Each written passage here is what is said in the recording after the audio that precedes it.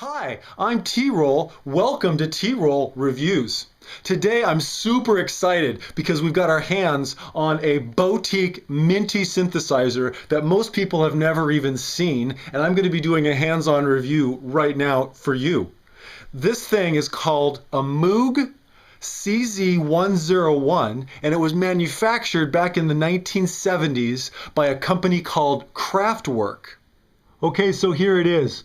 The Kraftwork Moog CZ-101 was actually a digital oscillator running into 3 parallel analog filters. And it was a really interesting design, but back in the 1970s, it only had a mono signal path, so it was only one output.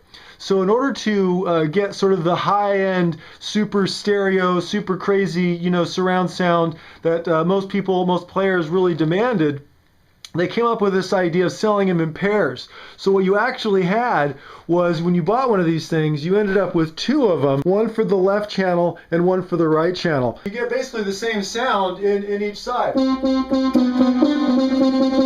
allowed for some very fast playing. And this is actually where the first rave and disco sound started coming from, playing super fast.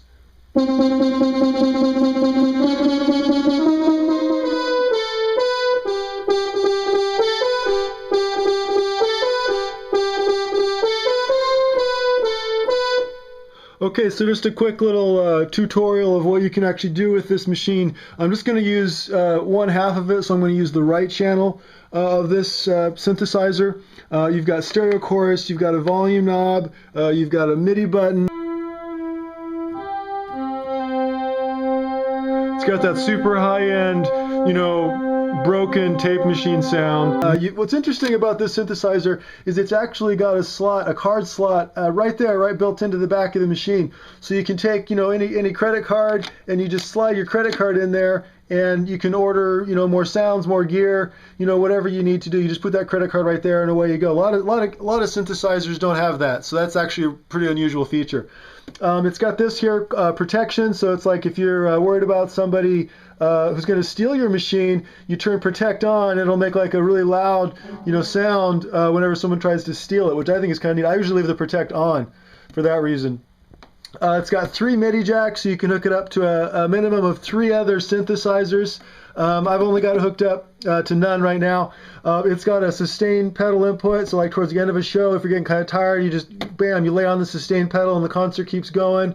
Foot volume, I don't know why you'd want that. It's got something, and then it's got phones here, so you can actually plug this in to a regular telephone jack. So another feature of this machine that I've only ever seen on other Kraftwerk synthesizers is called the Sounds Like Crap feature. And basically what it is it's got this feature where when you hold down a key, you can actually keep pushing it harder after the key's down to bring in sounds like crap. So check this out. You're just playing along.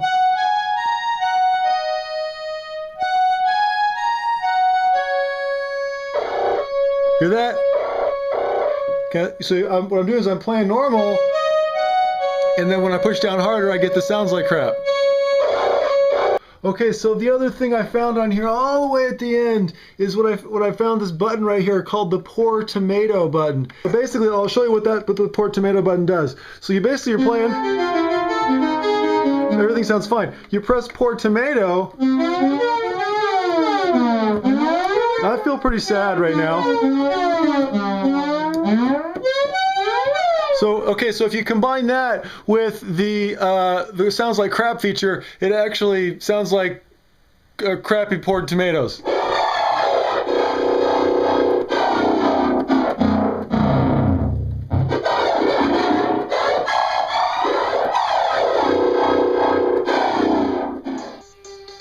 Okay, this has been a T-Roll review of the Kraftwerk Moog CZ-101 stereo synthesizer.